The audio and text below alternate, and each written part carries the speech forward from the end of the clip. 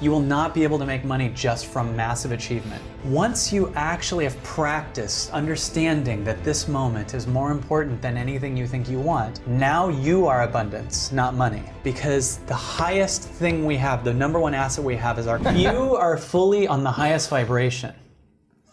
Do you understand how much more valuable you are than money? And how much more, remember, Buddhist monks, there's millionaire achievers that go to Buddhist monks all the time. The reverse never happens. There's no Buddhist monks going, how do I get the Lamborghini? I need to make millions. Yeah. Why is that? Because the highest thing we have, the number one asset we have is our connection to ourself. And then most of us think it's money. So we make that the highest vibration, but it's not. It's inner peace. It's inner peace. It's this moment, and you have that available. And the best things in life are free is a very cliche sentence, but it's true. And that's true, but also we only pay attention to what we invest in financially. So we overlook meditating here, but if we could pay to meditate, we'd all of a sudden do it. So we have to understand that what is free for real will bring in everything else that you want. Yeah. I have a rule too with money that you might think is cool. This is a thing that I want to offer people. If you're trying to figure out how to create a space for money, I offer people to think about how they think about money. Like think about how unconsciously you think about it. Like you're never enough, you're the root of all evil, whatever. Now picture that you're money on a date with you. And if you're on a date with a person who says you're never enough, you're the root of all evil, you'd never want to be there, right? Well, money doesn't want to be in the vibration of someone that's judging it. You reject that person, so you're rejecting money. Right. When you think that, I'm going to, how else do we say it? I'm going to use you to get someone to like me. This is how money is seen. So how could money show up if that's how you see it? Because you wouldn't stay with someone on a date that said you're never enough. You're the root of all evil. Right. It's like, okay. So how would you like to be seen on a date? You'd like to be seen as I love you no matter what. No matter if you're small or big, if you're off or on, if you're feeling like I love you all the way. And if you can look at your debt or have $1 in the bank and go, I love you. Now you're creating a vibrational space for it to show up because you're safe, because your focus isn't on money and how it needs to change. You're much better off because you're on how you're going to change. Wow. And when you start changing like we just did and looking at these things and not needing to overcome as much as loving it, now you're focused on the thing that actually creates the money. Remember, every dollar you've ever made came from you. So don't get excited about money, get excited about you. Right? Zing.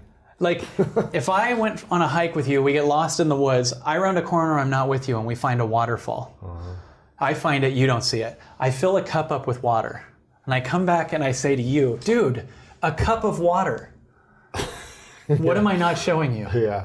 I'm showing you the small thing. Yeah, not the waterfall. Not where it came from. The source. The source of the water is the much more important thing.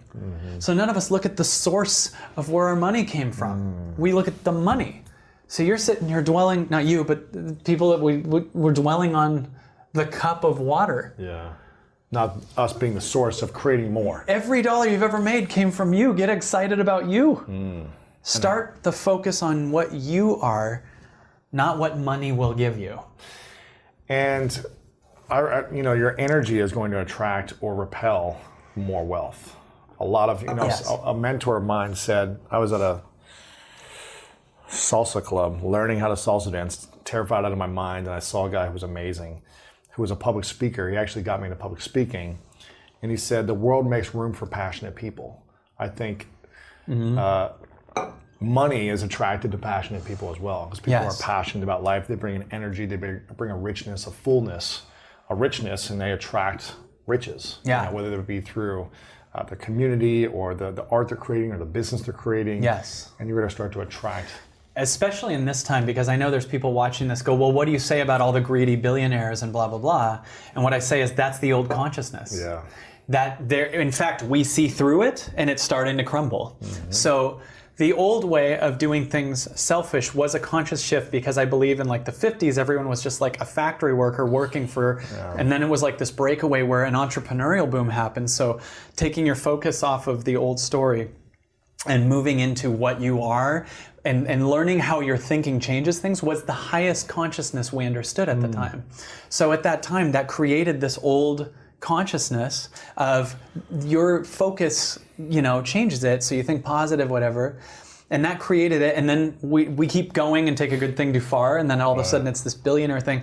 You can feel the most controlling mindsets crumbling. You can feel the suicides from the people that have made lots of money but see that it's not the answer. You can feel the people that are controlling other people.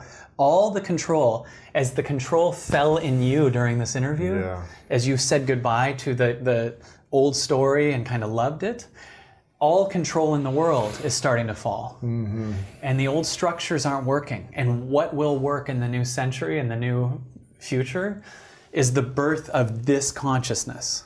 This consciousness, following your heart. You will not be able to make money just from massive achievement. It won't work. I'm telling you, it's going to be we see through it. The consciousness sees through it. It's too small. When there's going to be a major influx of Martin Luther King's, Mr. Rogers, Oprah's, Wayne Dyer's, it's coming.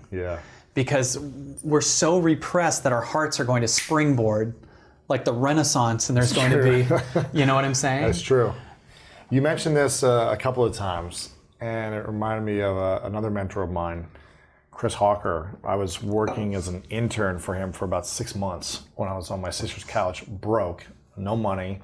My dad had just gotten into a car accident that left him in a coma for 3 months, and he was kind of my safety net. He was my, financial stability, where he would support me financially on things.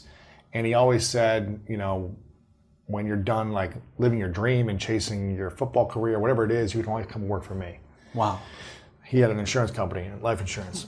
And I did the whole like insurance internship and did the testing, and I almost failed 3 times on like getting my, whatever it is, like the series something, whatever, the life insurance test that I had to pass so I could sell life insurance.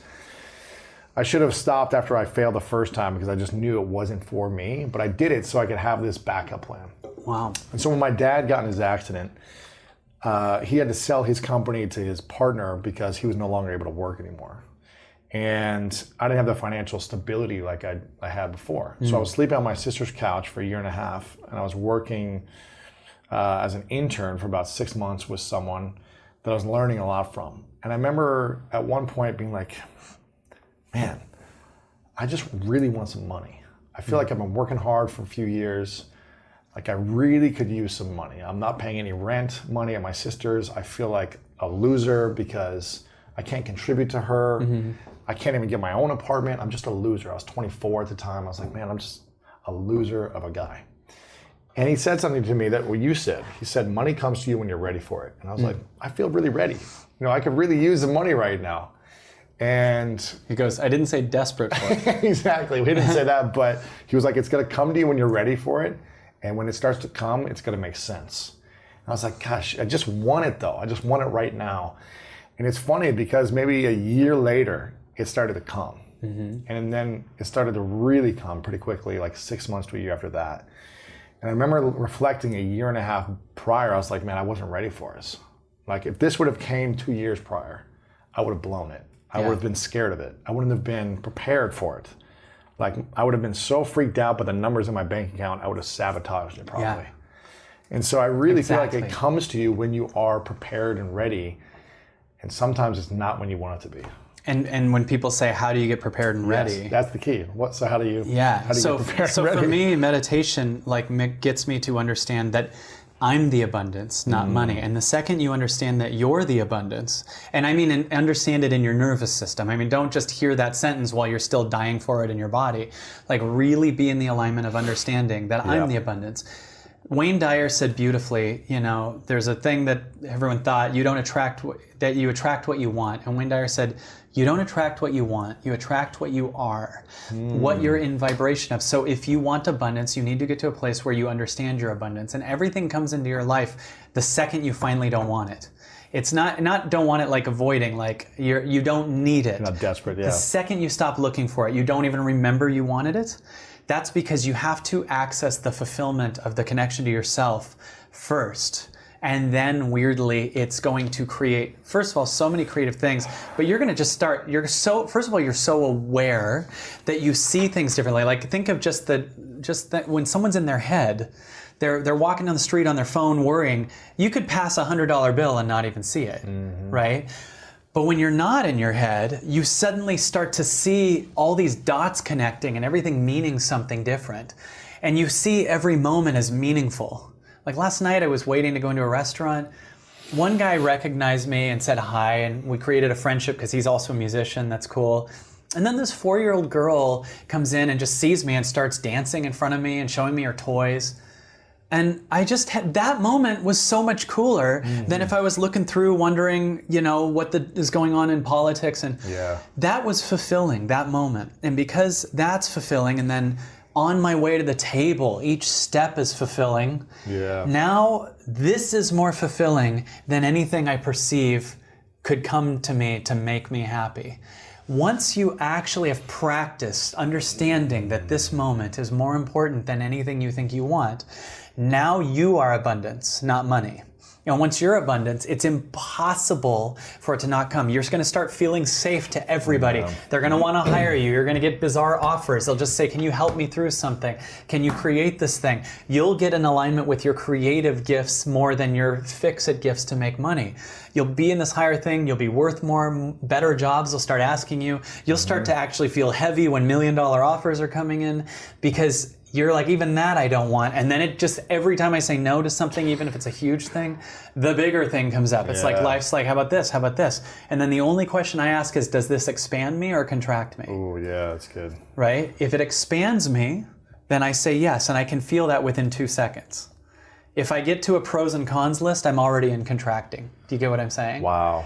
So a way that I always give an example is if you've ever had lunch, you ever have lunch plans with someone, and then you hope that they cancel. Yeah. Okay, that's your highest saying cancel. Wow. But you're used to living a notch below it, so you wait for them to do it. So that's what I'm talking about, is the highest, what expands me. So it expands, you know what expands me a lot is saying no to a lot of things. Isn't that so powerful? Yeah. Saying no, like, God. One of the hardest things to learn how to do, but then it's one of the most freeing things when you're in that space. Yeah. Because there's times where you might think my highest is to go out and get laid or party, but it's actually like, really sometimes my highest is to go to bed early. Sometimes really my high, like, it's not our highest to do what we're doing. Is it your highest to go on Facebook 100 times a day? No. No, but we still do it. So we live second highest and we miss out on the universe, right? So for me, it expands me to be in alignment with the universe in that moment. How important is developing skills and value? There's one thing of like being abundance and being acceptance and all these things, but there's another thing of like, okay, well, the person still doesn't have any skills that are valuable for someone else to give them money. So you know what I mean? Crazy answer here? Yeah. That's a belief that they need the skills. So let me explain that. So let's first of all talk about value. Okay.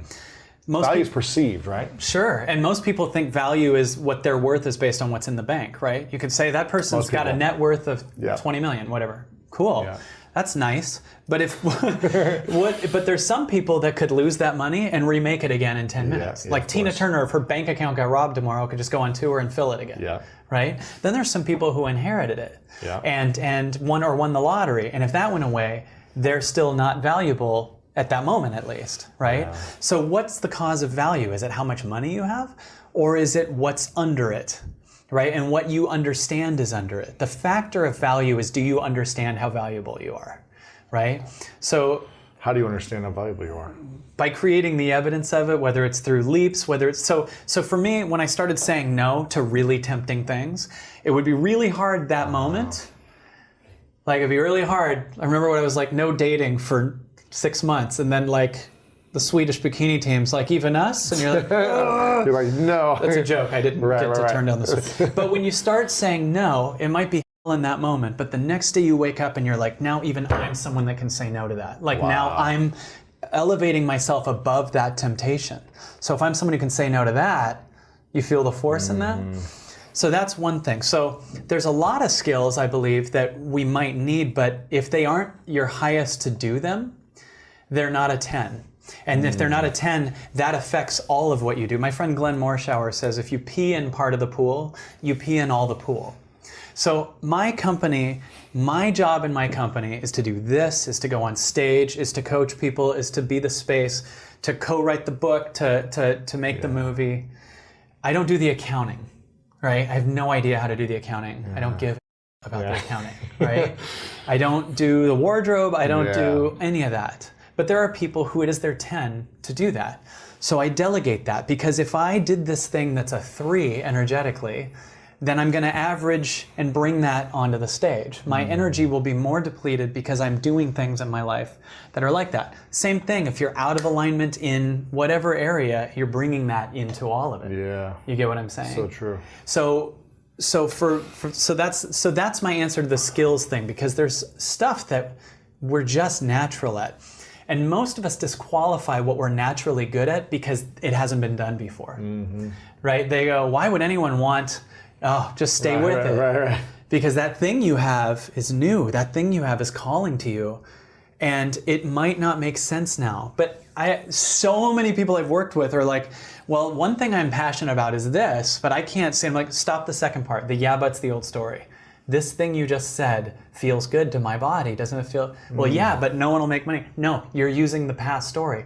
Literally what this is, what we are is the universe trying to change the planet through you. The universe is trying to change itself to a higher consciousness through you. That's what's happening when we receive on a higher level. It's like higher level ideas come through. So when you meditate or whatever, you have an insight that's higher. That insight, you go, it's exciting, but you can't make sense of it. You can't wrap your mind around it. Follow it. You're not supposed to wrap your mind around it. One thing people say is, I can't wrap my mind around it. You're not here to shove the infinite vastness of what you are into your teeny mind. Right. You're here to acclimate your mind to the vastness of what you are. Zing. That's the difference. You know, there's so many quotes that people say to insult people that live in their hearts. Like, this person went off the deep end. The implication is the shallow end is better. This person went over their head. Yeah, I'm using my whole body. Right. Right? I'm not staying in my head. Are you out of your mind? You better believe it. I'm in my heart. Exactly. Right? Yeah. It's easier done than said. How about it's too big for your britches? Right. You're too big for your... How about we change pants and adjust to me versus me shoving myself in my old britches? What are we, in the 20s? All right? These old quotes that are... Every insulting quote, if you just reverse it, it's so funny how dumb it looks. Oh, dude, you're out of your mind. You're right. You're in your head. Right? It's like, you're thinking small. You better be out of your mind. I love to go over my head, so I have to use my body. Right? Because just my small mind can't grasp these concepts we're talking about. But my body knows it. Like, if you listen to this, you have to be listening from your body. You cannot listen from the small story. That won't make sense. In fact, this is very offensive to the small story. Yeah. Right? How dare he? I'm in this limitation, and most of us, instead of fighting for our freedom, fight for our limitation. Gosh, they because fight. That's a safe space, right? Yeah, it's safer being limited. Totally. Well, it's safe. Ironically, it's not. It's actually the most dangerous place. But it seems safer. Yeah, but we're it's more comfortable familiar in that place. Yeah. Yeah, but I mean, what we call a safe space could be an abusive relationship. It could be. It's just you're used to it. So because you didn't die, you go, that's safety. And everything that I've never seen before, I don't know that I won't die, so my body's scared of it. But the truth is, usually what the body's got is way better. And it will change your consciousness from here to here. And then you'll get this new calling once you're here to here. Before the interview continues, if you feel like you're not living your most authentic life, not leaning into your purpose, and not living the life that your future self would be extremely proud of, I've written a new book called The Greatness Mindset. And I think you're gonna love this. Through powerful stories, science-backed strategies, and step-by-step guidance, The Greatness Mindset will help you overcome all the different challenges in your life to design the life of your dreams and then turn it into your reality. Make sure to click the link below in the description to get your copy today. Okay, let's get back to this video. What is your thoughts around the identity of money and the psychology of how it plays in our lives Because a lot of people want to make more, they want to attract more, but they're just struggling with just the concept of it. Yeah. Well, I think we've been programmed quite a bit with our relationship with money. I mean, we have a relationship with everything known in our environment. You have a relationship, a neurological network in your brain for your parents, for your cell phone, for your computer, where you live, where you've lived in the past, what you're going to do tomorrow. That, for the most part, the brain is a reflection of everything that we know, right? So along with that is our relationship with money. And I feel like I have a really good relationship with money because I work on having a really good relationship with everything in my life. Did you always have a good relationship with money? I think so. I think so. I've never really lived in lack. That just wasn't part of it. Even when I went to college and I had to take out student loans and stuff, I always figured out a way to always be a little bit ahead of the curve. And so let's back up and just look at how people form beliefs. Because most beliefs are created from past experiences, right? So children, when they're in their early ages, their brainwaves are very slow. Like their brainwaves are in alpha when they're like 7 to 12. They're in theta when they're like 2 to 6 years old, and they're in delta like when they're newborn to 2 years old. And so these brainwave states are states that were really suggestible to information. So when we hear information, we believe it. And we accept it, we believe it, we surrender to it as if it's the truth without analyzing it, because there's no analytical facilities yet. Right. The analytical mind starts around 12 or so, 7 to 12, and that analytical mind is actually what creates a barrier between the conscious mind and the subconscious mind. So before 12, roughly, what we see, how we model our parents' behavior, what they say to us. It's all being programmed subconsciously, right? And so that's really, really important, because if you heard money is the root of all evil, money is bad, only certain people are allowed to make money, you have to work hard to make money, this is how you got to do it, and that becomes the foundation subconsciously. Recording an audio file. You just keep recording that audio file, it becomes a subconscious program, right? So a lot of people have a relationship with money based on either what they've been told or what they've experienced in their outer environment, right? So then we gain information from our environment, and the stronger the emotion we feel from experiences in our lives, the more altered we feel inside of us, the more the brain freezes a frame and takes a picture.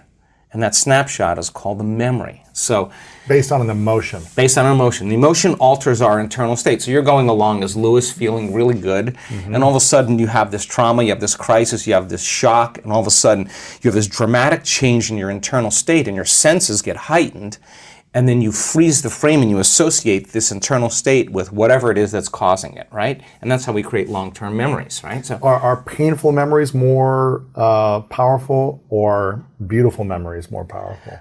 They're both equal. Okay. They're both equal, but the problem is I think most people experience from more the negative emotions, right? And those negative emotions really are derived from the hormones of stress, right? So the alarm system, the emergency system, creates an arousal inwardly. And that arousal is saying there's something dangerous in your outer environment, right? And it could be a person, a circumstance, an accident, or whatever. And that change in emotional state causes you to remember the event. You got to pay attention, right? You got to stay really and narrow your focus on the cause. So think about people who have relationships with money, right, from the past. All beliefs are based on past experiences. So you have an experience where you lose money, you have an experience where money's taken away from you, you have an experience where you don't have enough, you're living in a place where there's not enough money, or a family that's not enough money. Then the emotion that most people are living by on a moment-to-moment basis is lack. Like, I'm in lack of having something that I want. Okay? Now, there's nothing wrong with that, because the experience changes your emotional state. You freeze the frame, you take a picture. The problem is that's hardware. So we think neurologically within the circuits of that past experience, and we feel chemically within the boundaries of that emotion, which would say, for example, be lack, right? So now the person says... before you go on to the next thing, what happens to the body and the mind when it is in an environment of lack? mentally or physically, I'm in lack? What is the body, the mind saying? Yeah, so the body is saying, I'm waiting for some external event to occur. I win the lottery. I marry the right guy. Whatever it is, that you're waiting for that event to occur. That experience produces an emotion. So the emotion then takes away the lack. And so when we play the game in three-dimensional reality, the creation game in three-dimensional reality, we experience separation from everyone or everything because our senses fool us into the illusion, the hallucination of separation. I'm here and you're there. I'm here and the door is over there. So I'm aware that I'm here at one point of consciousness and the door is over there, another point of consciousness. Okay, so in order for me to get from here to the door, I got to move my body and do something through space. I got to do something, and everything in this three-dimensional reality is going to take time and energy, right? So, okay, so then here's Lewis right here, and then he says, okay, I want this experience in my future, and your brain automatically predicts and projects how far in the future you think it's going to take. Maybe it's a year, 5 years, 10 years. 30 years. Oh my gosh. Right? Because that's what it's going to take to pay off that house, right? So now, one point of consciousness, I'm here. The other point of consciousness is where I'm placing my dream. So I'm separate from that experience. So then how do I get to that experience? In three-dimensional reality, you got to get up and you got to do something. You got to go to work. You got to drive to work. It takes energy. You got to fill your car with gas. You got to eat food. You got to work. You know, all this stuff. You got to sleep. You got to recover if there's stress. And now people are, in a sense, waiting for the experience that's 10 years down the road or 30 years down the road to happen, to take away the lack of them not having it. And unfortunately, many times when the experience finally occurs, they can't enjoy it because they're too exhausted, right? So you play the game, you go to school, you study really hard, or you study on your own, you develop some skills, you make the right choices, you start saving money, you start learning from your mistakes, and then the game is how many things can you accumulate, and that accumulation then you associate with being wealthy or being abundant or being successful, right? And some people get really good at it, right? You can get really good at that. But for the most part, though, when we create from three-dimensional reality, we're creating from lack and separation. In other words, you're driving down the road and you see someone driving a car that all of a sudden you realize that you don't have. The moment you become aware that that person has that car and you don't have it, you're in lack of having it, right? So what the brain naturally does is it naturally creates you driving that car. And you have an image of yourself driving that car and you start identifying, wow, that would be a greater experience for me to have. The problem is the distance between the thought of what you want and the experience of actually happening for most people is the concept called time, right? Between cause and effect, right? So some people develop the ability to manage themselves and manage their life. They develop certain skills and they can pay for it and they can get it very quickly. The problem is when the novelty of that experience wears off, you know, the car, and they're no longer identifying with that, and the feeling of emptiness and lack comes back. They need to find something else. They got to go to find something else. And so there's this game that goes on where you never have enough, right? And that's the lack game, right? So then if you think about people having the things they want in their life, when they create from lack and separation, it's the experience in three-dimensional reality that produces the emotion, and the emotion is saying, let's feel and experience this thing that you've been in lack and separation from, and that emotion then takes away the lack or separation. But you've worked really hard to get it, okay? Nothing wrong with that. Is there another way to do it? Yes. Okay, so the person who's living in lack is waiting for their wealth to feel abundant.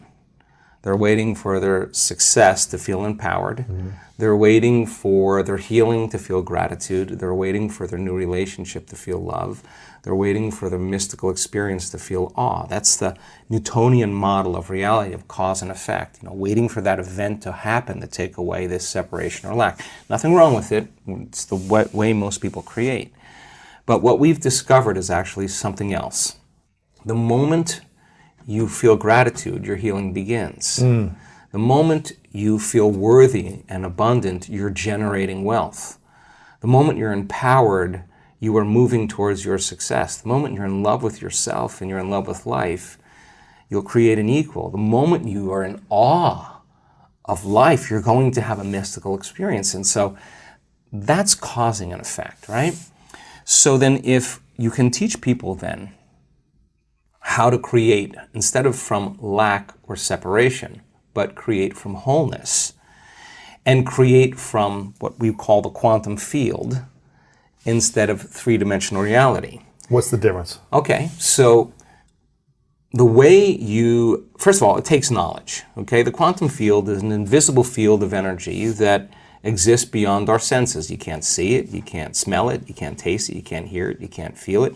It exists beyond our experience of three-dimensional reality. Would this be in our mind's consciousness, or would this be in a different space? Okay, let's look at that. So the answer to the question is, how much of your waking day do you put your attention on matter, on the material world, and how much of your waking day are you aware of energy and frequency? For most people, they're unaware of the quantum field, and if you're unaware of it, it doesn't exist for you. Right. Just like you have a nose, but if you're unaware of it, it doesn't exist for you. The moment you become aware of it, it exists. Well, the quantum field, you can study all kinds of science, and they'll tell you there is this invisible field of frequency and energy that exists beyond the senses that tend to connect everything physical and material. In fact, everything physical and material is connected to this field, okay? So how do you get there, right? How do you get there? How do you get there? How do you get there? So we discovered that when you take all of your attention off your body, and you are not paying attention to your emotions, your drives, your habits, if you could take all of your attention off of every element in your environment, your cell phone, your tablet, your computer, your car, your whatever it is, your bed, take your attention away from everything, every place that you live, where you sleep, or you work, and you're not thinking about time. You're not thinking about your schedule, where you need to be, or what happened yesterday. You can relax into the present moment. There tends to be a dramatic change in the way the brain functions when people do this properly. We call it getting beyond yourself, but in a sense, you're dissociating from your three-dimensional reality. Why?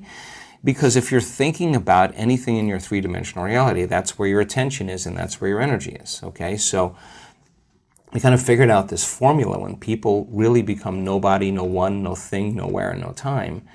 They're pretty much all of a sudden outside the constraints of the Newtonian world of got to do something to get an outcome.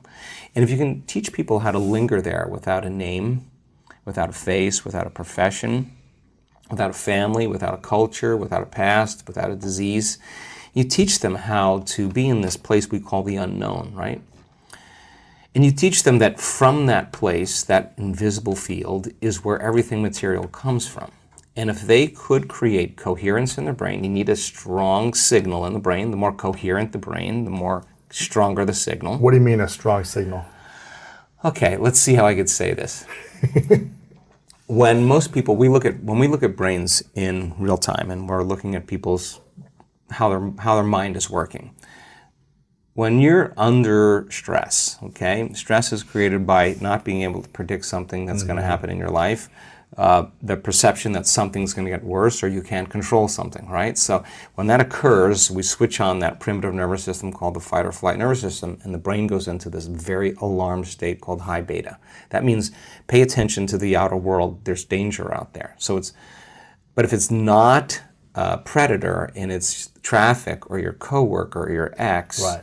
This is where it gets to be a problem because it becomes very maladaptive, right? So when we're in that state and the brain is in that aroused state, we try to control and predict everything. So every person, every object, everything, every place, even your body has a neurological network in your brain, right? So as the arousal happens, we start shifting our attention to all these elements, and like a lightning storm in the clouds, the brain starts firing very, very incoherently. And when the brain's incoherent, we're incoherent. That's not a strong signal. It's a static on the wire. That's disconnection. There is no signal. Right. So when we're in that state, we're always really looking for the worst case scenario of what's going to happen, because if you prepare for the worst, anything less happens, a better chance of survival, right? So in this kind of aroused state, as we shift our attention to each one of these elements that are known in our environment, the brain starts compartmentalizing and firing out of order. And that is what creates what's called autonomic dysregulation. That causes the brain and body to get really out of balance, right? So in that state, we're over-focused. You know, when you're stressed, you're over-focused on something. You can't stop thinking about it. Our research shows that when you do that, you actually make your brain worse because you're analyzing your problems within some disturbing emotion, and that emotion is driving you further out of balance. You're actually knocking your brain and body out of balance by thought alone, and you're driving it into these more aroused states, right? For someone that's been living like that for decades, that's their base state.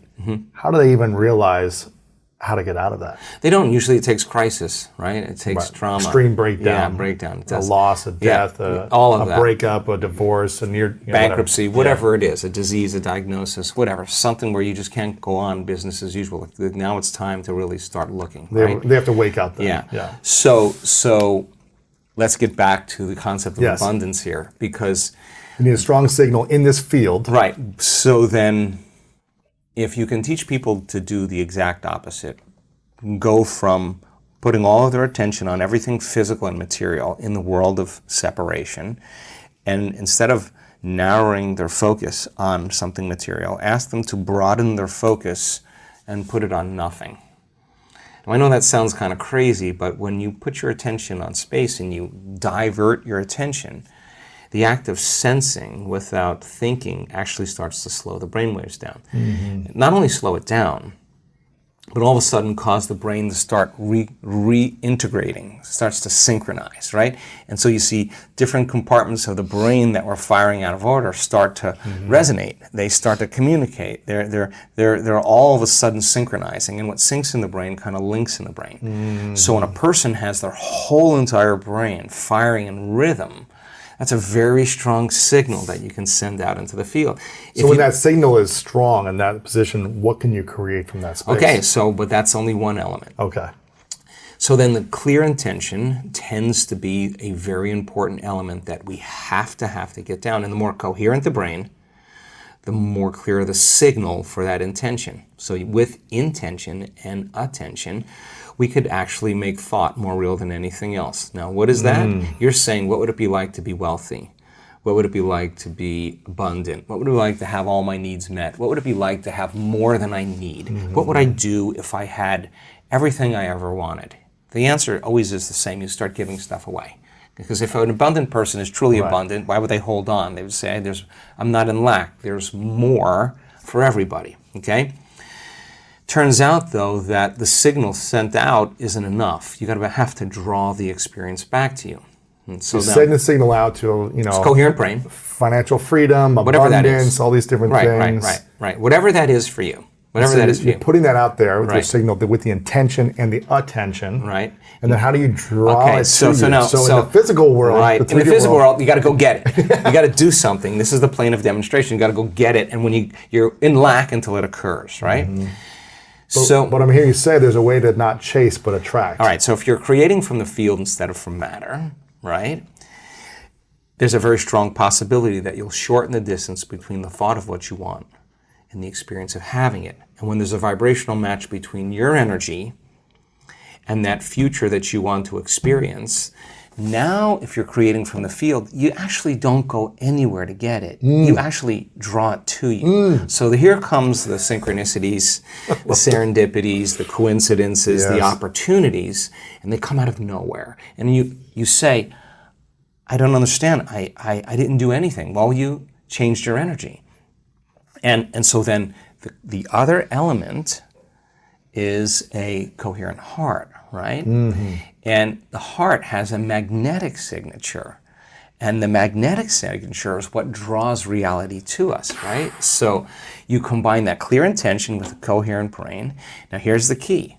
This takes practice. Yes. Because the person who's living in lack is usually unworthy, is usually insecure, is usually in their past, they're usually frustrated, they're usually impatient, they're usually resentful because nothing's changing out there because it's taking too long. Well, everything takes a lot of time when you do matter to matter, right?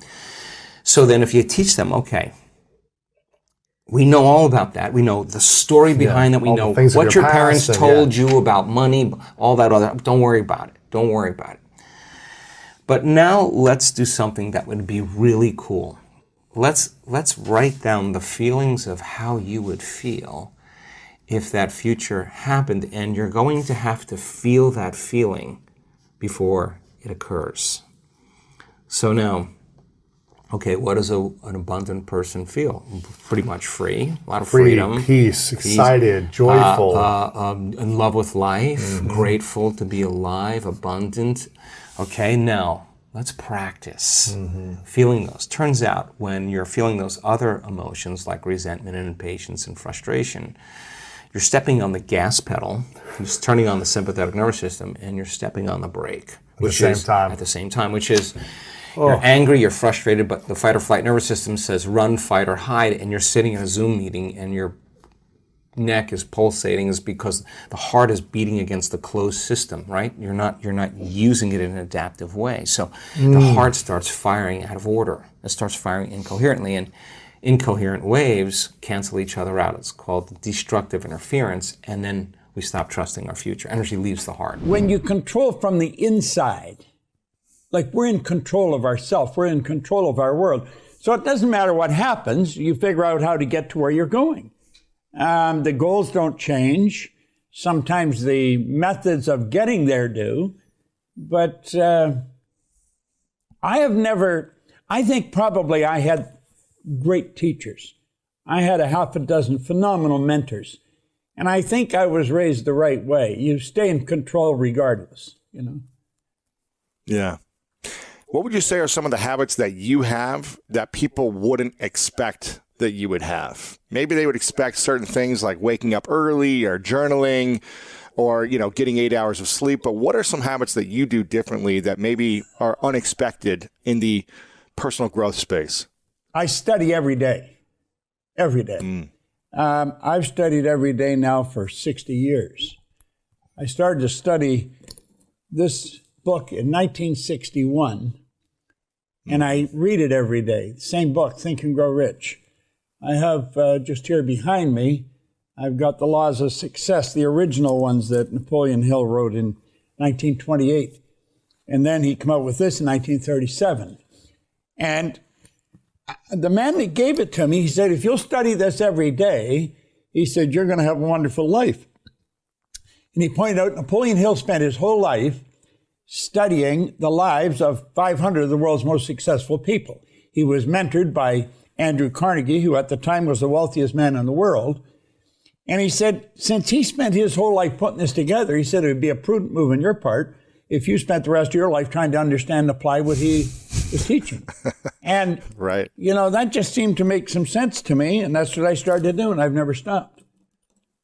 If there was only one principle inside of Think and Grow Rich that you could only live by and only talk about, and you wouldn't be able to talk about anything else inside the book, what would that one principle be? Persistence.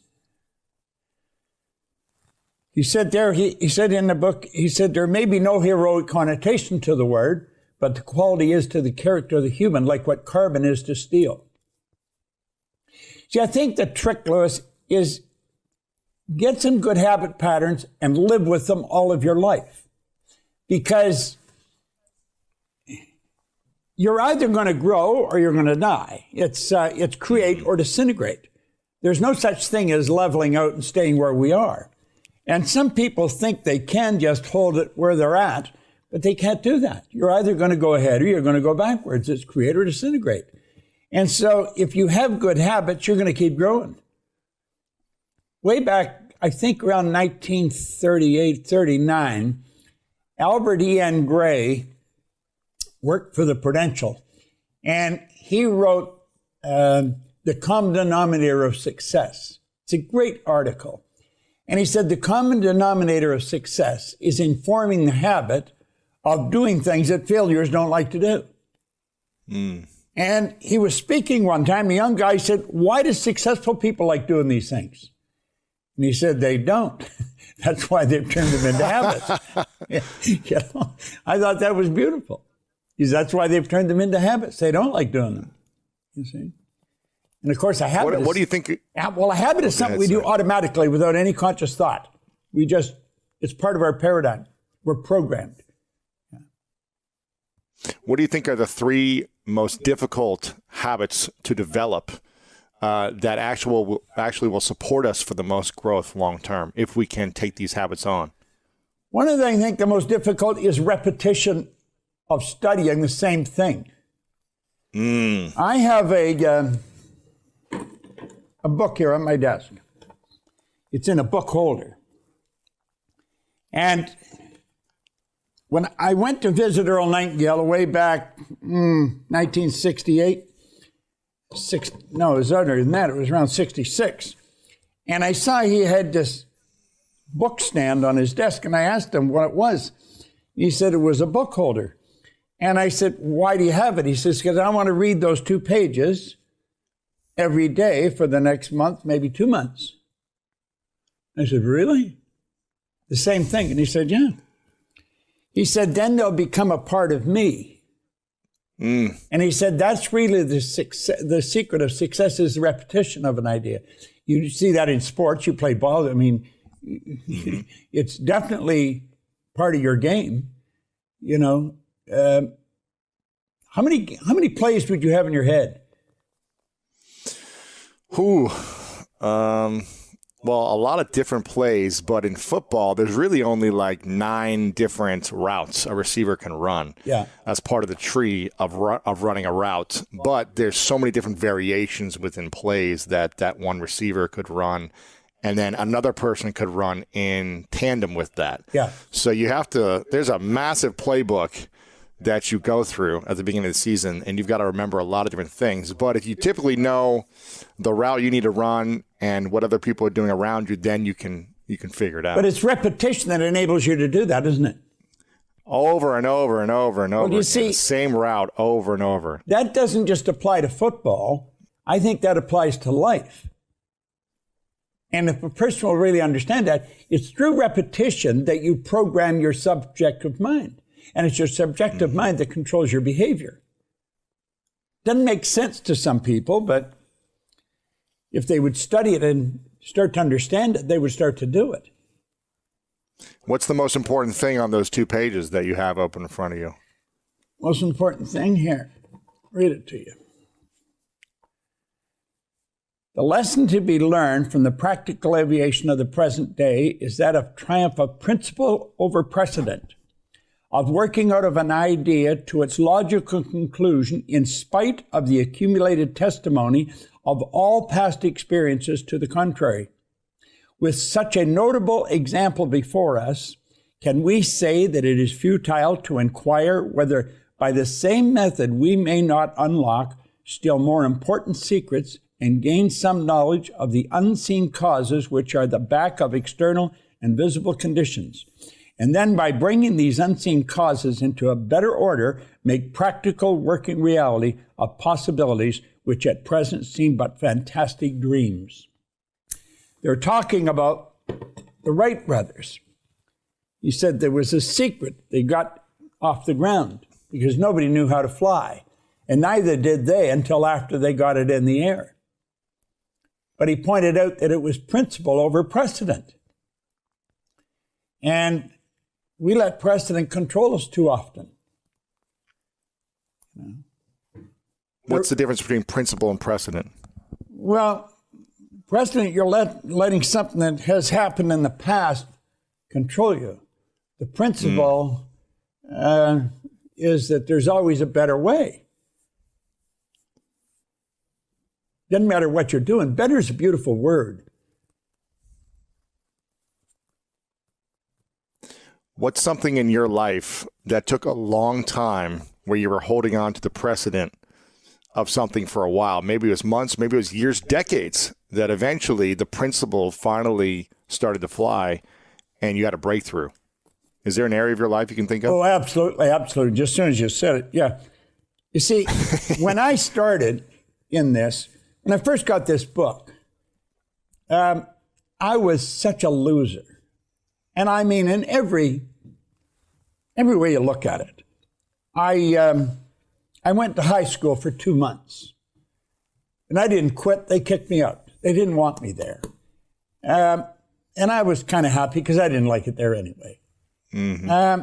I held dumb jobs. I never had a half-decent job. The idea that I could even get a good job never entered my mind. I had such low self-esteem. I didn't understand that at the time. I didn't even know what self-esteem was. And letting go of the fact that I didn't have a formal education, that I never had any business experience. The man that gave me the book, he said, none of that matters, Bob. That's the past. He said, let it go.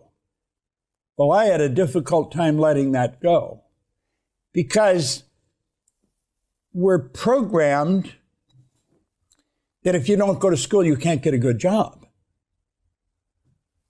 That if you're going to earn a lot of money, you've got to be really smart. Well, you see, I didn't think I was very smart, and I didn't have any formal education. That's a hard thing to let go of. Mm-hmm. But through the repetition of studying this over and over and over, and as he pointed out to me, Edison had grade 3. And he pointed at different people that had no formal education.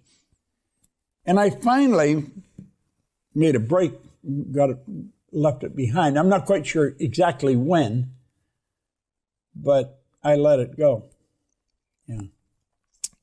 What would you say are some deciding factors that can help someone with their self-esteem? Because you and I are very similar, where my childhood, I didn't have much confidence in myself or esteem because I was in the bottom of my class in school, because I was, had tutors and special needs classes, because I just wasn't able to understand it and comprehend that well and felt awkward and goofy in my life.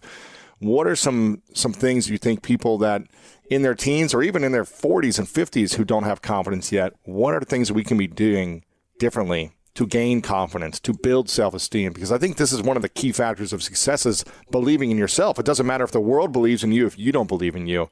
Yeah. What can we start to do to change that? Well, I think a person has to start to study themselves. Most people know very little about themselves. They think they're their body. You're not a body. You have a body, and you have a marvelous mind. And when I first started to study this, I thought, studying the mind, that's for psychiatrists, psychologists, behavioral scientists. And the man that told me, he said, no, it's not. He says, that's for anybody. That's for little kids.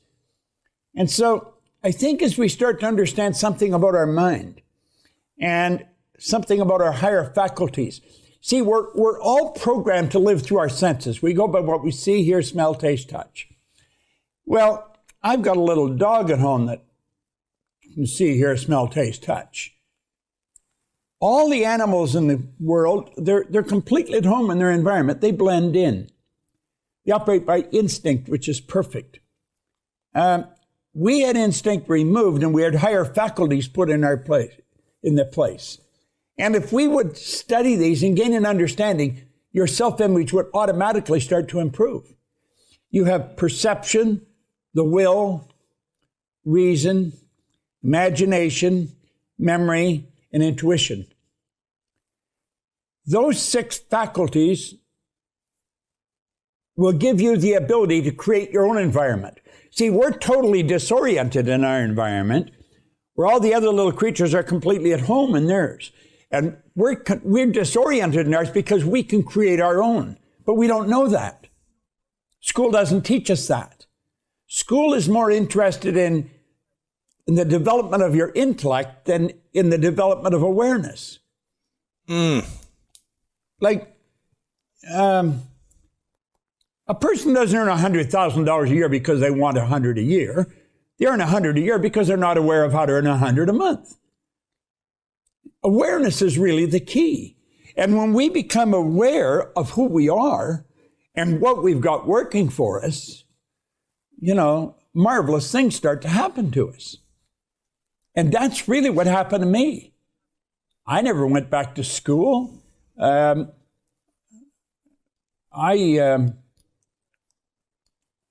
built a very successful company. It operates all over the world. I didn't do it myself. I have a tremendous team of people. I've got just an absolute genius of a business partner, a woman who's an attorney. I mentioned to you before, you should have her on sometime. You'd be fascinated with her. She's that interesting. But there's a group of people. We've attracted a phenomenal group of people in our company. Mm-hmm. And we're operating now in 91 countries. Wow. Teaching this information. I don't know another company that teaches what we teach. Like, I think Tony Robbins has probably done more for our industry than any individual.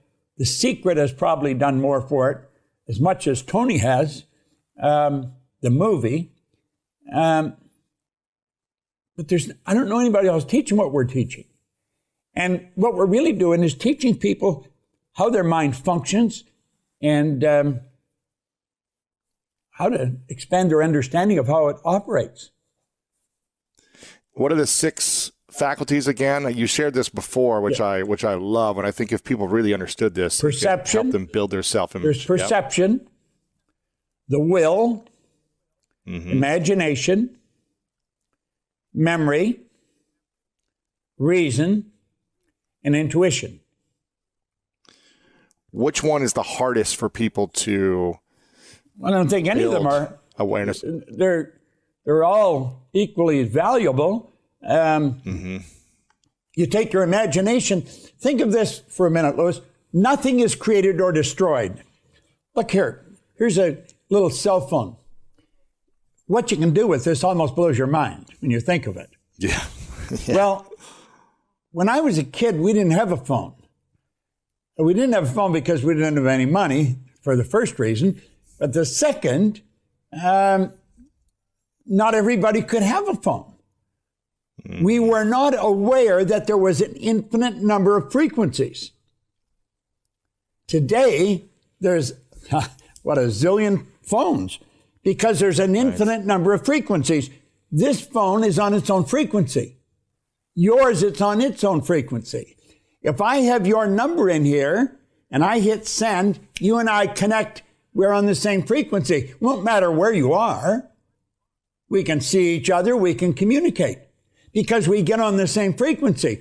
Well, the good that we desire is already here. It's on a frequency. The way to build this has always been here. We weren't aware of it.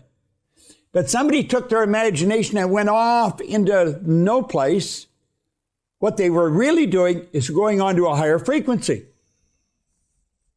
And if you'll stay on that frequency, you'll attract everything that you require. That's why Dr. Werner von Braun, when President Kennedy asked him what it would take to build a rocket that would carry a man to the moon and then bring him back safely to Earth, von Braun said the will to do it. The will is the mental faculty that gives you the ability to hold one idea on the screen of your mind to the exclusion of all outside distractions. See, if you take your imagination, do it. You have goals, take your imagination, and then take yourself there, see yourself already have completed the goal. And then hold that picture with your will.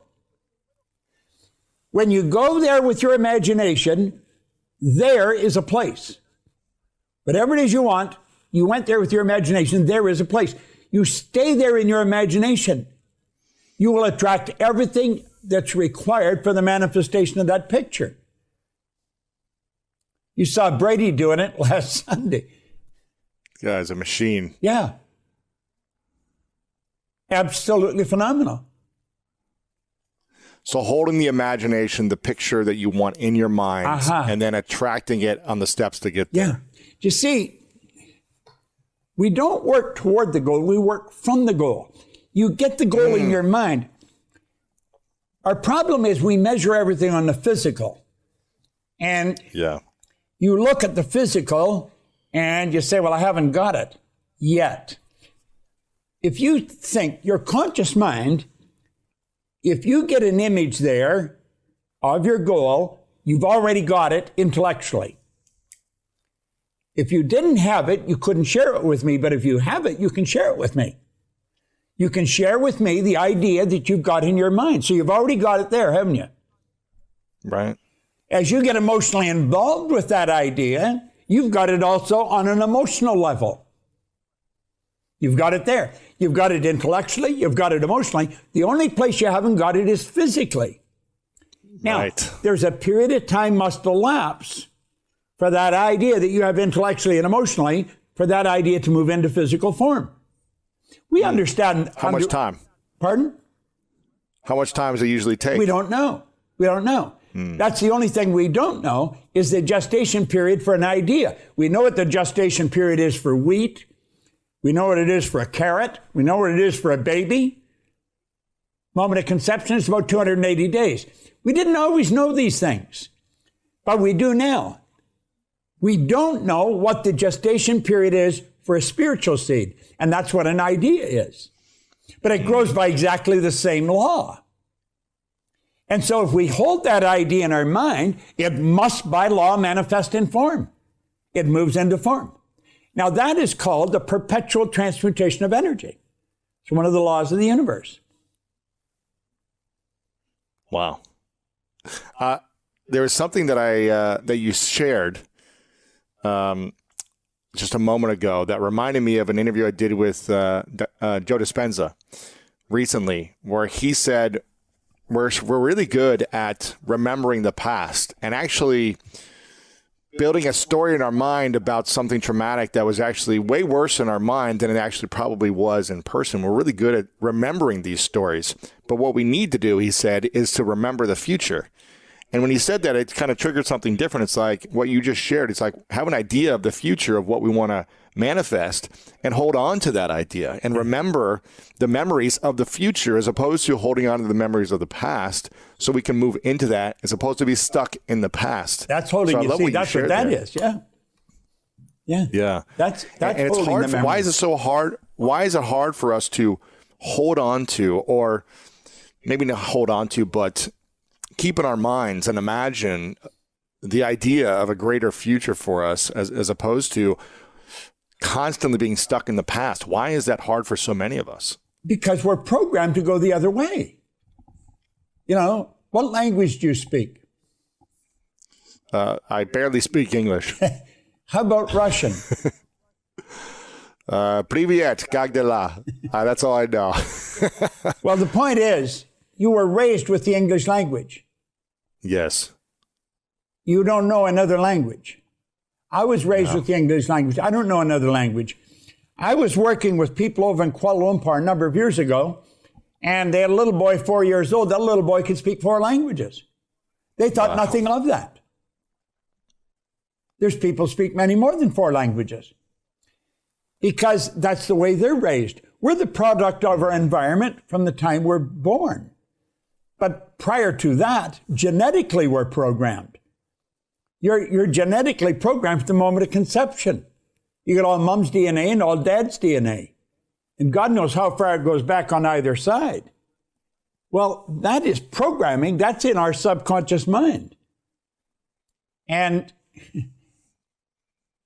that's called a paradigm. That's what it is. It's a program in our subconscious mind. Now, here's the crazy part. You have programs in your phone or in your computer. The people that write the code for these programs are really smart when it comes to writing code. They really know what the hell they're doing. The people that wrote the code for our biocomputer had no idea what the hell they were doing. They don't. They did not.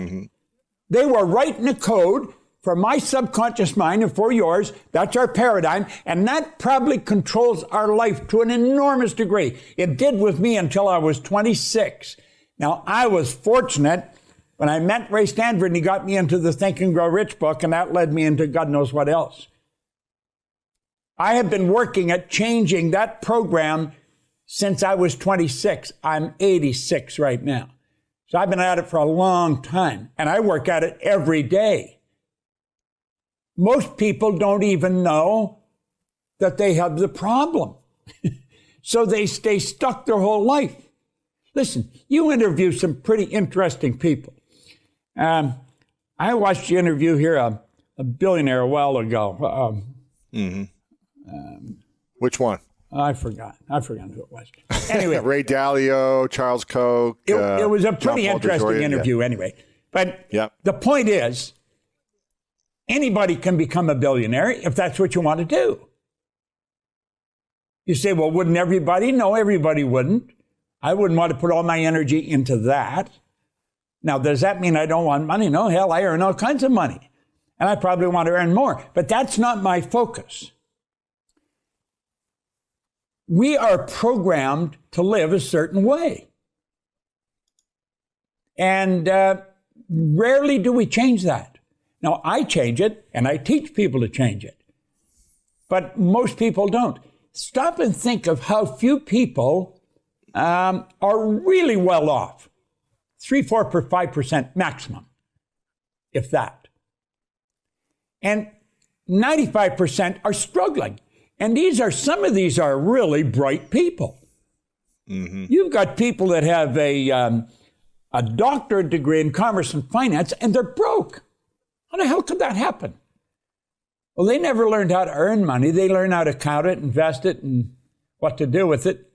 They never learned how to earn it. School doesn't teach us how to earn money. I mean, if you could predict, obviously no one knows, but how do you think there's going to be a bigger recession or some type of crash in some way in the U.S. economy or in the world? And when do you think that will happen? I see, I already feel it in 2023. So You which think is next year?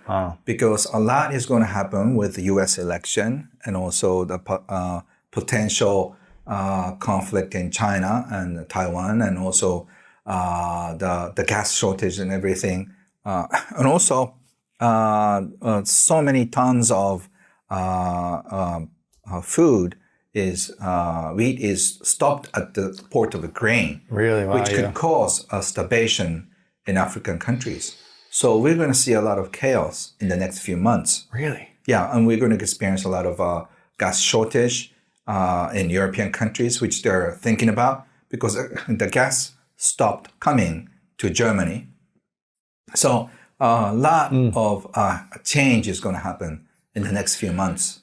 What, for everyone listening and watching right now, what would be the next 3 steps they should take after listening or watching to this around their invisible assets, their visible assets, or just the next 3 steps they should take in life to prepare for this? Right. So mentally, you have to be ready to find your peace of mind. So you can start counting your blessings, start appreciating what you have, and enjoy the flow of happy money. So when money comes in, you can say, thank you for the money given to me. When you pay for the bills, thank you, I have enough abundance so I can pay the bills. And start blessing people that you're giving money to. So by doing that, you can find your peace of mind. Yes. In whatever you do. And I think that's a basic. That's number 1. That's a base. And also, secondly, you have to start figuring out your inventory, what you have and who you are. What type of inventory? Both emotional and also your gift. I never knew I could write until I was 33. Really? My parents were so surprised, and my brother and sister, and many of my friends were so surprised that I became an author. And I was the one who gets surprised most, by the way. Yeah. So I didn't know until I started writing. So I'm sure you have some kind of gifts buried in you. For example, Luis, you are an athlete, so definitely you knew your gift as an athlete, but probably you didn't know that you had a gift as an interviewer. No, I had no idea. Speaker. Yeah. Writer. I had no idea. Writer, right? And also somebody who can motivate people. Right. You know, you use it for you to motivate yourself, but you didn't know you can impact millions of people. I had no idea. Right? So like when you're young, in your 30s and 40s, you never knew. And so you have to start looking at what you have. What skills, tools that you've developed that you could use if you need to. Yeah. And you have to multiply them because only single gift is not taking you far. But if you can multiply your gifts of speaking, for example, and also listening, and a sense of humor, and the care, generosity, if you combine all of them, you become so unique. Yes. So once you become so unique, people start just coming to you because you're more attractive. Right. Yeah. So Okay. So that's number 2 is find out your inventory of your assets and your gifts. And I'm also assuming your inventory of like how much money you have, your investments, what you. But it's not so important. Okay. Because if you are not making much, it's not much anyway, right? What skills do you have? Yeah. Skills. Yeah. Right. So if you net asset is less than $300,000, don't worry about investing. I think you should invest in yourself. Invest in you. And take your friends out for dinner because it's going to pay more dividend. Mm-hmm. So be generous with your energy, your time, your gifts. Yes. And then the third step would be start getting support from everybody. You know, I have, say, for example, more than 10,000 people sending me money every month as a form of subscription online salon. Yes. So, and I haven't promised anything to do for them. So it's just a love money. So This is what type of money? Love money. Love money. Yeah. So 10,000 people pay you money every month yes, just because they love you. Yeah. $10. That's how I feel. Wow. Are you offering them anything? Are you giving them any I teaching? just say, I had this fun interview with Louis today, and I'm in Stockholm. I sent some videos, but I'm not promising like I do this, so I give you this, so give me this. Right. No, it's more of a casual thing. That's cool. So I have enough trust from people.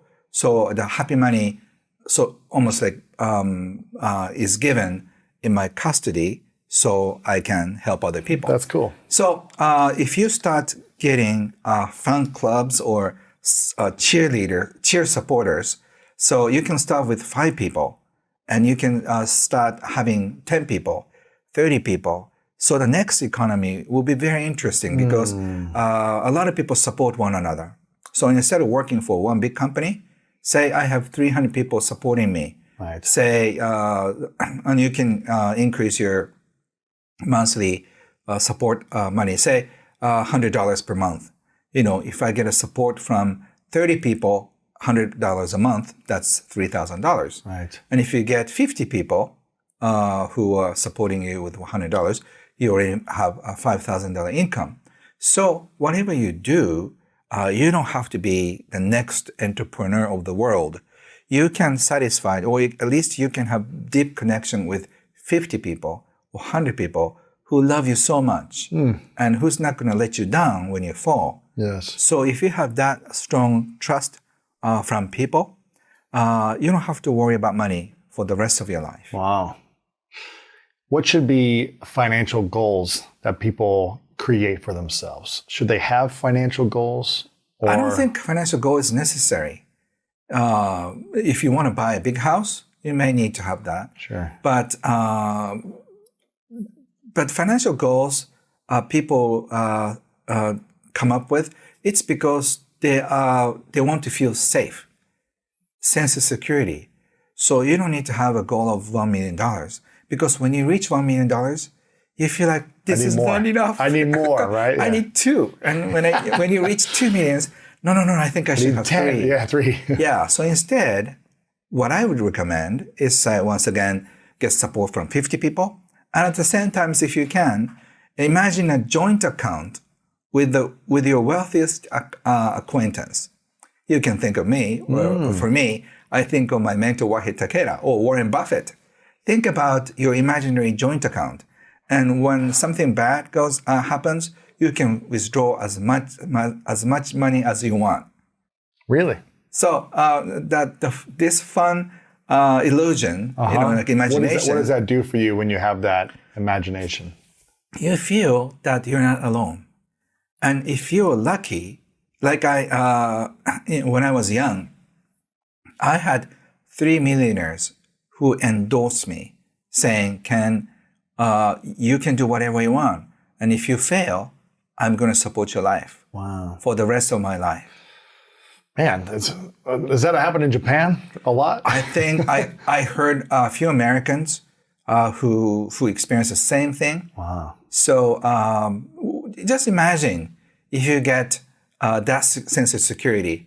Louis, I'm going to just keep you afloat as long as I live. Wow.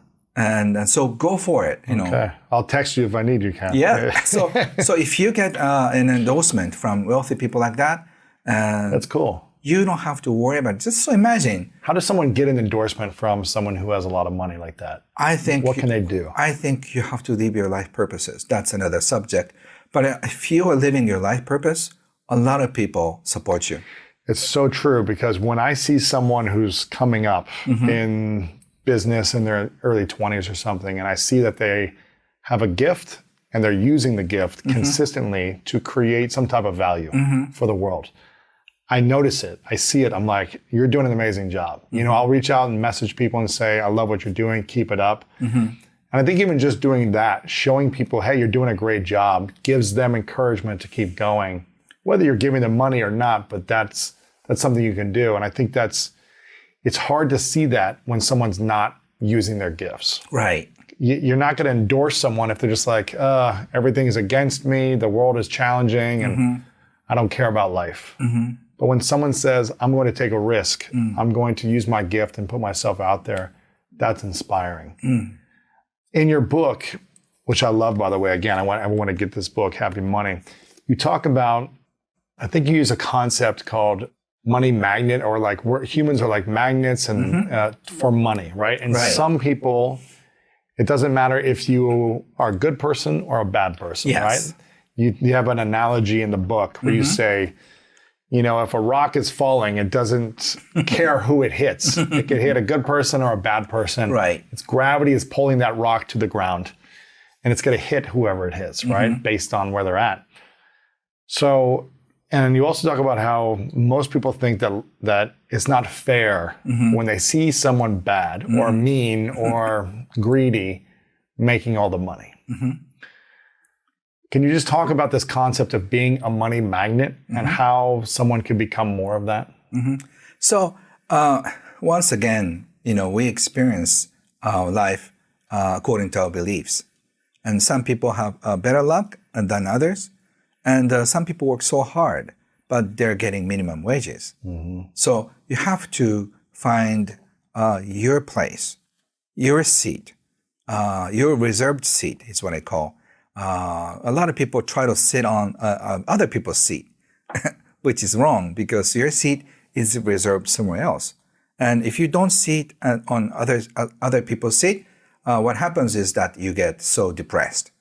And then you feel so meaningless, you know, so and all that, because you cannot really feel life. But once you sit on your seat, you are so deeply connected with your life purpose, then you start, your magnetism gets turned on.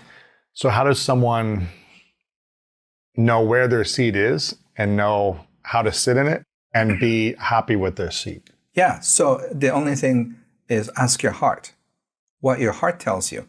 If you're excited about it, you're going closer. And so like, it's like hot or cold, right? So if you feel more excited about like doing this, this is it, this is it, this is it. So you have to have your heart guide you where you're supposed to be. So always listen to your heart, you know, and then if your heart gets excited about a certain thing, you're just getting closer to your seat.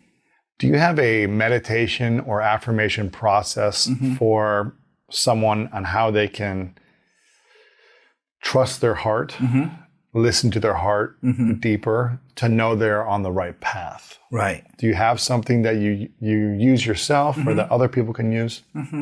Yeah, so I always try to have a few minutes, say you're waiting for a car, you know, a Uber, or just waiting for something. I find a few moments and then just try to find my center, you know, and then just go deeper and figure out where I want to go, and just listen to my heart. What does my heart say? Am I excited about this or not? Am I trying to get money? So I'm not excited, but I have to do this to bring money on food on the table. So I always check what my heart tells me. You're always listening to it. What happens when your heart is not excited? Like let's say you have a project you're working on. Right. You're working. I'm assuming all of your books you're excited about, but maybe there's an event you're supposed to go to, or I don't know, something that you said yes to. And you realize your heart is not excited about this. What do you do then? Do you do it, but then you don't repeat it the next time? Or how do you navigate that? So I want to be a nice person. So once I said yes, I will do it. But I try to be very careful with what I say when I say yes. So I have a great team. So they'll just check. They'll check, even because I want to be nice to everybody. So I'm likely to say yes too many times. So my secretary and my team says, Ken, are you sure about this? Yeah, probably not. So can you come up with something? Well, I'm glad you're here and you didn't reschedule this interview.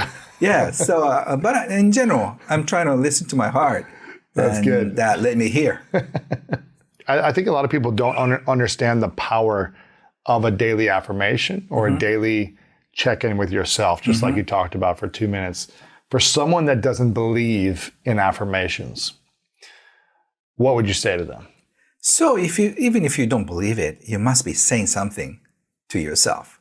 Like, this is a terrible day. It's so hot. I don't like this. So subconsciously, you're saying something about your life or about yourself, about your friends or about your clients. Oh, I hate working with this person, something like that. So I think it's a affirmation by itself. So just write down what are the things that you say to yourself subconsciously. You can probably figure out. Right. And is that a happy thought?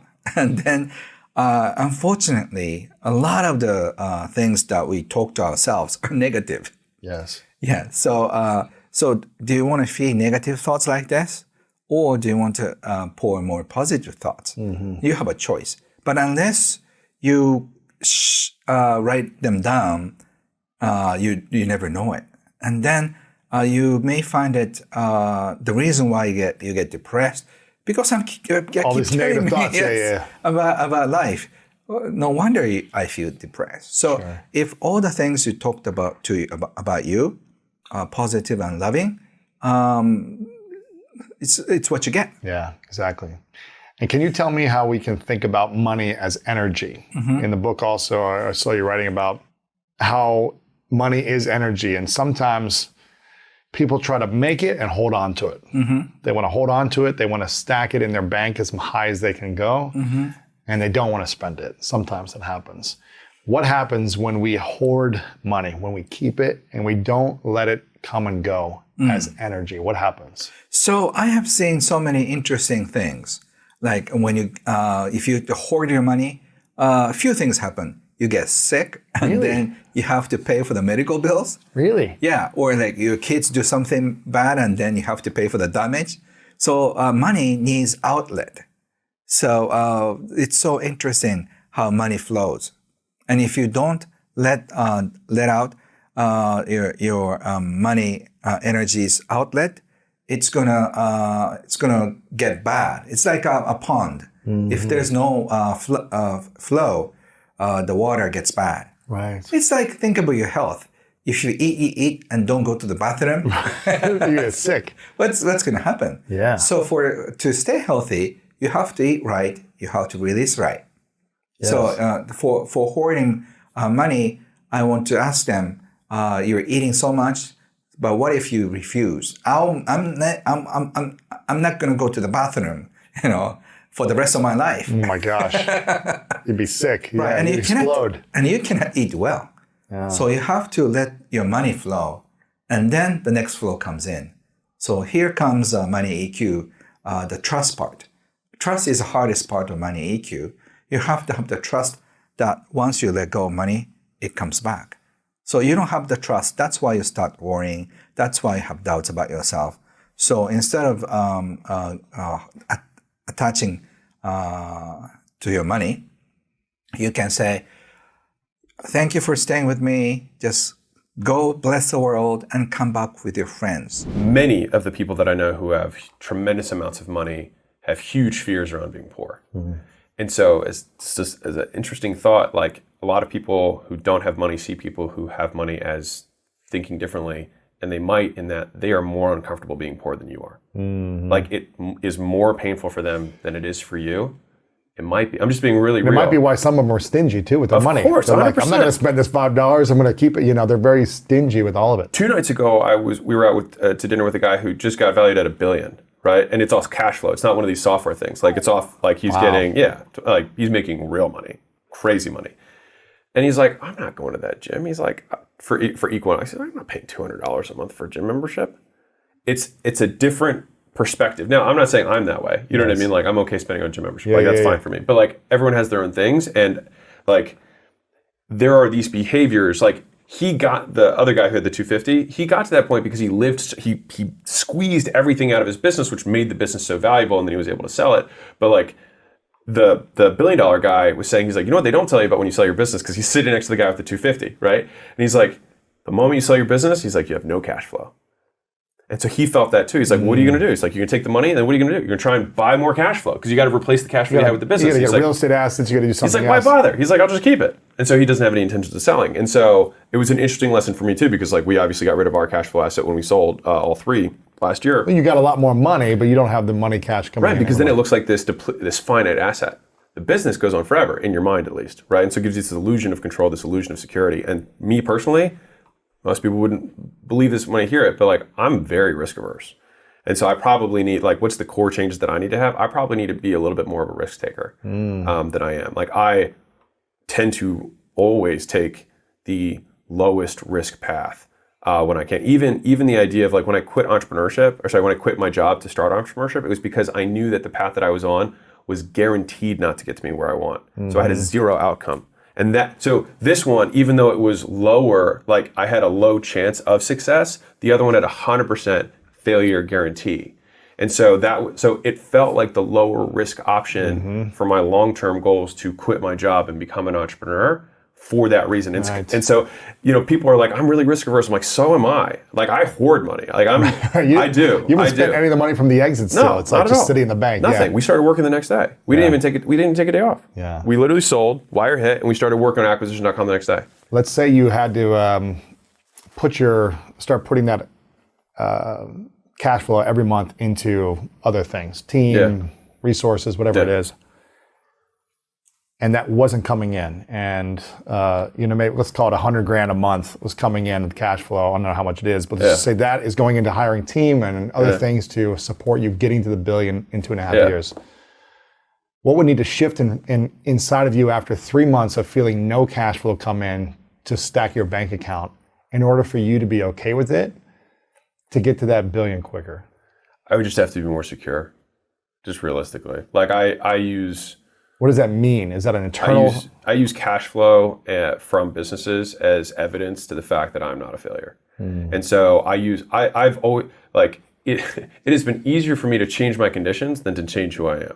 And so I have used my material success and accolades to quiet the voices of not being good enough. And so for that, like, me having that, if I have that little voice that peeps up, it's like, hey, look at that. And I'm like, okay, no, I'm okay. I'm not that bad. This money just came in every month. I'm not that bad, right? And so I'd really have to re-engineer the conversation I have with myself around how I value myself. Because then people are like, well, if everything disappeared, how would you feel about yourself? I like to think that I would be uncomfortable and then I would change my views, but I haven't needed to do that yet, and so my effort goes elsewhere. Right. But that's what probably would have to happen in order for me to make that change. What is the thing that you're afraid of inside of yourself? Is it a self-worth thing? Is it a self-love thing? Is it a belief that you're not good enough? Yeah, definitely be a good enough thing, for sure. Yeah, it's just like maybe I'm not as good as I think I am. Maybe everything that I've been putting on media, maybe my book, maybe all these things are actually not true and I don't know what I'm talking about, right? Because clearly I don't know what I'm talking about because I'm not making any money. Like, so these things that's why acquisition.com is the other half. Like the actual businesses of acquisition.com compared to the media of acquisition.com, it is the other half because it's the evidence of the fact that the things that I say are true. Because those are getting results. 100%. And they're growing. Right. And so that way I feel bulletproof when I make the content, when I make the book, when I write the stuff. Like, there's a zillion people who are like, you suck, none of this is true, whatever. And for me, it rolls off my back because I have evidence. Right. And I'm like, no, it is true. And here's how. But if I didn't have that, I would probably have to, it's because I don't know what the right call is there. Because if I didn't have the evidence, it would be hard for me to say, you're wrong because I don't have any proof that they're wrong. But you have evidence now. Right, and so I have this evidence. And So how do you change the belief inside that you're good enough with the years of evidence now? the question is like, have I built $1 billion thing yet? You know what I mean? And so that'll be 10 billion. Yeah. Oh, of course. No, but like it's a fun convo, and it's great because this was wonderful, Lewis, because I get to see my own limiting beliefs. And just for everyone who's listening, like everyone deals with this. You know what I mean? At every level, you're dealing with this of like feeling of inadequacy. You know, feeling not good enough, feeling like you're not smart, feeling like you don't work hard, whatever it is. Like I have that stuff all the time because you think that the external circumstance is gonna solve that. And I would say that it does to a degree. It becomes a crutch. Right. But then you have this crutch, and then you just tie your self-worth to the accolade of the thing rather than still yourself. And maybe I need to do more work on that. Who knows? If you could overcome one thing or eliminate one thing internally to become a better leader to yourself, to quiet the noise 100%. or help you take a risk in a different way. Yeah. I'm not talking about lose all your money, but take the risk to help you accelerate this. Yeah. And you don't have to, by the way, but I just believe that it's possible for you to do that. Yeah. I believe you can be a billionaire in 2.5 years. I appreciate it. That's the goal. If you shift whatever inside of you is holding you back to get to that space. What would be that one thing to eliminate or overcome internally to make it happen? Is need for external validation, 100%. The need for external validation. Why do you need I knew when you started the question. Why do you need external validation? I mean, I think part of it's so ingrained in us. If you think about us as kids, right? Like, how do you orient yourself with the world? You get reinforced or punished at all phases, directly, indirectly. But you get reinforced or punished, and the things that you get reinforced, you do more of. The things you get punished, you do less of, right? Like that's just how we learn behavior, how we learn to function in society, right? Touch that thing, it hurts.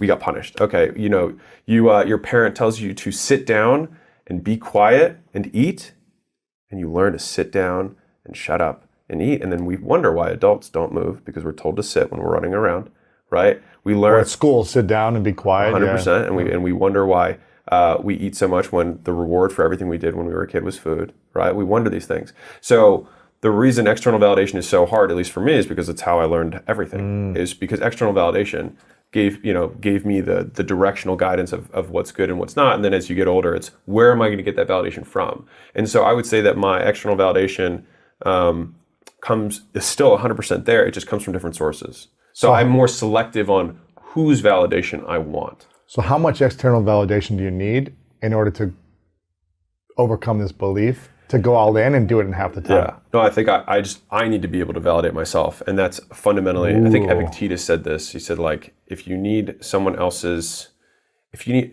has this quote, it's so good, but it's basically like, you need to be able to you don't need to swear to somebody else. You should be able to swear to yourself and bear witness to yourself because your word should be good enough. So you need to eliminate external validation. Right. From you feeling good enough. Probably, yeah. It's probably that link. Obviously, it's good to have feedback in life. Of course, you know what I mean? yeah. And so I think that's why it's also difficult for some in general because it's not eliminate or have more of. It's to what degree and from whom and about what. And so then it gets a little bit more complex. But even using those different lenses, I think it's good to unpack it for anyone who's listening, which is like, okay, Layla said this, so this is not mine. But most times when we're afraid of something, it's not actually like this amorphous crowd that we're afraid of. It's like one or two people's opinion. Like it's your dad or it's your whatever it is, right? And you're worried about what they're going to think. And they're not even thinking about you. But you think they're thinking about it. They're thinking about their dad, right? He's not thinking about it, whatever it is, right? And so she restated this earlier on in like when we were together 5 years ago. She was like, and she like made me name the person. It wasn't my dad, it was somebody else for this particular thing. She was like, are you going to let this guy stop us from getting what we want? Wow. And it was like, when I saw it, it was just like looking in front of me. I was like, she's like, what if this guy hates you and thinks you're terrible? Is that a worthy enough reason to still keep going? And I was like, yeah. And she's like, then let's go. You know what I mean? Yeah. And so she was very good with that. What do you need to say to yourself every day to believe you're good enough? If you could say one thing to you that no one else needed to hear, but you needed to hear it from you, what would that be? I don't know if it would be a saying thing. I don't think it'd be like an affirmation. I think it's just a belief. You know what I mean? What would the belief be? Yeah, fundamentally the belief would just have to shift that the doingness is enough validation for me. Not the results. Right. And that's all. Fundamentally that's always the goal is that you can detach the the doingness from the result. I think what I've been able to do has been to extend the time horizon between the doingness and the result, but not necessarily fully eliminate it. I'm patient in that I can continue to do things for very long periods of time before seeing a payoff. But if I were able to truly eliminate it, I think that would be kind of like a next step. But then again, it's that borderline on insanity, because if you never get feedback on sometimes, you're like, maybe I should change direction. But you'll keep getting feedback though, because you're creating, you're taking action. You'll be, the more you do that, you'll have more businesses you'll be acquiring, you'll be creating more content, and everything will be growing at the same time. Yeah. Right? 100%. I love seeing you, go through this process internally, because I think I'm open to it. I just want to win. You know what I mean? Like, I just want to be better. What does winning look like? It's achieving the potential. It's taking all this raw potential. The line in the Bible that always scared me the most was, to whom much is given, much is expected. And so for me, I always felt like I was given a lot. You know what I mean? Like I was born in America right off the bat. I was born as a guy. I have insane genetics. Like from that perspective, I had a six-pack when I was 15. You know what I mean? Right. I have a pretty high processing load. Like I do okay with complex problems. I was bilingual at birth, because parents talked to me a different language, so that gave me good language abilities. And so it's like these are all things that were given to me, right? And I was born into like from a money standpoint, a decently wealthy family, right? Not ultra brilliant, but like never worried about food or shelter or anything like that, right? And so these are all the things that were given to me. And so to me, I'm like, man, much is expected, right? And not necessarily that that's God, whatever. Just I expect a lot of myself, because I see so much potential, and I want to like by the time I die, I would like to have nothing left in my potential tank. And it just all have been transformed into my reality. Yeah. For those who aren't happy right now, maybe they're listening and they're not happy with their financial situation, what would you say would be the first few steps for them? Is there some prompts they could go through and write down first to question or analyze beliefs? Is there should they look at their bank account and see how many revenue streams they have coming in? Should they look at should they invest in a coach? If so, what should they be looking at as action steps? I definitely think the best place to start is your thoughts, beliefs, and words. So I have an exercise that I love that just was so sobering for me back in the day. Have you ever done that one where you write a letter to money as if it's a person? I'm not sure if I've done that exactly. I've written many letters to myself, future self, past self, but tell me this one. Yes. It's where you write a letter to money as if it's a person, and you do it very stream of consciousness, and you just let it rip. And it's so illuminating, because most of us have such a push-pull going on with money, where it's like, of course, like if you handed me 10 grand, I'd be like, thank you very much. This is awesome. But then we also feel dirty for pursuing money. We think rich people have no morals. We think we'll have to sacrifice the things we love. We think we'll lose friends and family if we get rich. We'll, whatever. And so when you do it stream of consciousness and really treat it as if it's a person or a thing, it blew my tiny mind when I saw. What happened to you? What were your? Oh my God. Well, okay. So I had lots of, I love you. I wish I love you. I want more of you. Get out of my life. It was like a dramatic relationship. Yeah. Yeah, it is. It's an abusive relationship. And they say, if you take the money out and you replace intimacy, into like man or woman, whatever you're into, samesies. Yeah, it's the whole thing. I mean, you got to be ready to be super humiliated if you're going to do any of this work. But mine was all, I love you. I wish I had more of you. I resent needing you. I don't trust that you'll stick around. Ooh, man. Like, all that kind of stuff. And how were your intimate relationships during that time? Same. I want you, but I don't trust you. Yeah. Really, my hair is still standing up. So that's a real doozy. And then once you get all of your dirty laundry out on the page, then you can start questioning it, like we were talking about. So how did you question personally what came up for you? And how did you? Take me back, Jen. Take me back to the painful. I'm gonna go pour a drink. I'll be right back. You know, I don't remember. Okay, let me think Was about there one this. thing that stood out the most where you're like, Yes. oh, I realize I've Okay. been doing this, and why would money ever come to me consistently because of this thought? Oh my God, I'll tell you the biggest, just totally blew my mind. It actually wasn't from writing the letter. I know I had a lot of things with the letter, but the one that just brought me to my knees was I was at yet another coaching seminar in Las Vegas or something, and there was another brilliant coach speaking on the stage, and his fee for an annual, private thing was $85,000. And I was just like, I come from Italian immigrants. My dad came over, he's kept his money buried in the backyard. Like, he had no idea what I was talking about with all this stuff. And I remember, because I was hardcore and not screwing around, and I'd made that decision to figure out how instead of figure out why not. I was like, all right, how am I going to get $85,000 to work with this man? And God, I feel like I'm going to throw up just telling you this. The thought of that, like opening myself up to that possibility. I mean, that's house money. That's like as irresponsible as it gets, right? Yeah. And the fact, just the mere act of opening myself up to that and making myself available to be somebody who would find 85,000. And saying, if it were possible, how would I do it? Yeah. And so what did you Oh my discover? God. Okay. I actually get a lot of my information through like quick visual visions. And I had this image of my dad, who's so sweet and not the best at showing intimacy, but he loved me to death. And the way that he would show me was by giving me a 20 or helping me with my rent that month or whatever. It was always through money is how he showed affection. And I had this image of him in his little yellow V-neck sweater, which I have now made kind of famous. But with his hands in his pockets, looking at his feet, so sad.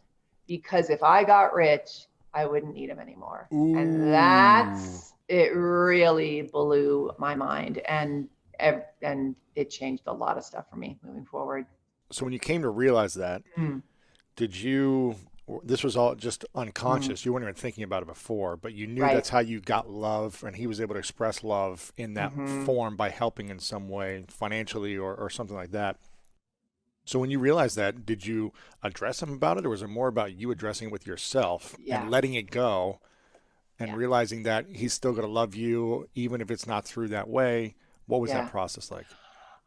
It was awesome. I started visualizing him being really proud of me, which he totally was, and being happy for me and feeling relief that I wasn't going to be, living in a gutter next week. And this was the biggest part for me, which I cannot believe I was able to do, because I have issues around this with my dad, but I still let him give me money. Because in the old days, I was like, you don't see who I am. I just told you I got $1 million for a book deal. Like, you're not listening to me. But it's all he knew how to do. So I would tell him all of my great successes. And at the end of the conversation, he'd always be like, well, you need some money. You need $100. And I'd be like, sure, Dad, that'd be great. And it made him really happy. I always like to get $100. Yeah, of course. And it really healed our relationship. It was amazing on so many levels. And I think this is common for a lot of people. I think a lot of people don't realize that what's holding them back is they don't want to outshine their parents in some way. Yeah, or their siblings, or It's abandonment. It's abandonment. It's hard when you're like, I think there's a lesson in the 48 Laws of Power by Robert Greene. I think it's maybe in that book, which is not saying we should live by this book, because it's more about strategies of like war and power, but there's some good lessons. There's some amazing lessons in there. And one of them is, I think it's never outshine your mentors. Like, always pay respect. Like, you can do greater things, but make sure you're always paying respect to your mentors and not like belittling them once you surpass them type of thing. God. And so I think it's a figuring out how do we continue to let our star shine bright, but also continue to elevate the mentors that were there before us, and give them the honor and respect. Oh yeah. You were able to heal that, you feel like, from that process of just discovery and awareness? Yeah. Yeah. And it was so fun after that, like seeing how much joy it gave him to give me money. I was like, oh my God, that's so dear. So you didn't stop receiving money even though you didn't from him, even though you were like, I don't need to feel loved and I don't need the money anymore. You didn't stop it because it allowed him to express his feelings and emotions and love for you, right? How much of a sacrifice is that for me? I mean, big whoop-de-doo. So it's just all he knew, so. That's beautiful. What were the steps on how you got the 85,000? Or is that something you invested in or no? Yeah, I did. 85,000, that's a lot of money for coaching. So you thought to yourself, there's no way I could do this, but then you started to shift and say, well, okay, if it was possible, how would I do this? What did you do? God. Well, I love this process. Oh my gosh. Okay, so this is why also I'm always screaming and yelling about you have got to do stuff that scares you out of your mind. Scares you. If you are not scared, you are on the wrong track. It is so important. Lastly, you can improve the quality of people on your team. Now, having an experienced, dedicated team is one of the best investments you could ever make for your business.